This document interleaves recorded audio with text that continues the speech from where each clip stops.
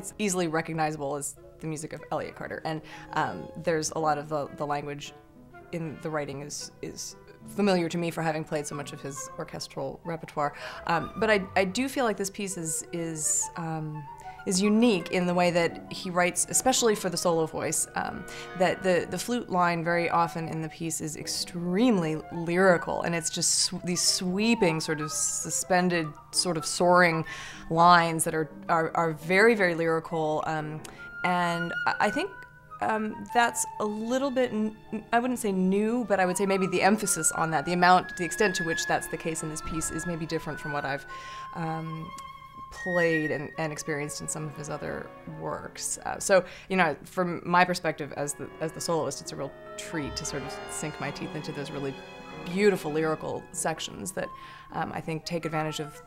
the nature of the flute as an instrument and just sort of the more sort of singing vocal kind of quality that the flute can produce. So,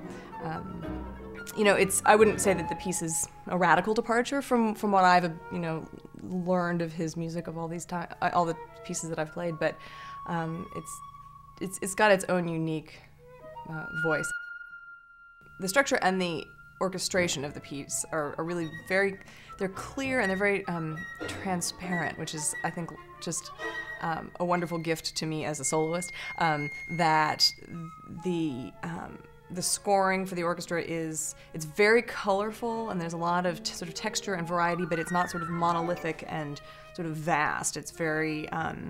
sort of almost sheer and I guess colorful is the right word, but there are these really wonderful juxtapositions of sort of very active virtuosic passages in the orchestra while I'm not doing anything, and then they sort of make way for a really beautiful interlude from the flute, and then it goes back to something very colorful and fantastic in the orchestra. And I think that sort of attention to texture and balance and context is really really wonderful in this piece, and I think it's going to help the audience sort of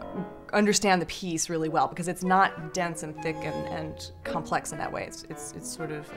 colorful and textural and kind of sheer. I love it. I think it's wonderful, and I'm really incredibly excited to be playing this piece. I've been studying it for a long time now, and it's very close to my heart, and I'm just thrilled to have the opportunity to present this to our audience. And I know that sometimes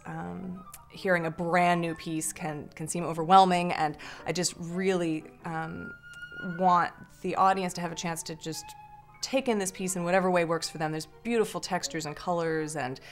shapes, and it's a just gorgeous piece that I'm really excited to play, and really hope that the audience enjoys it. I know that the orchestra and I are really happy to be playing it for them.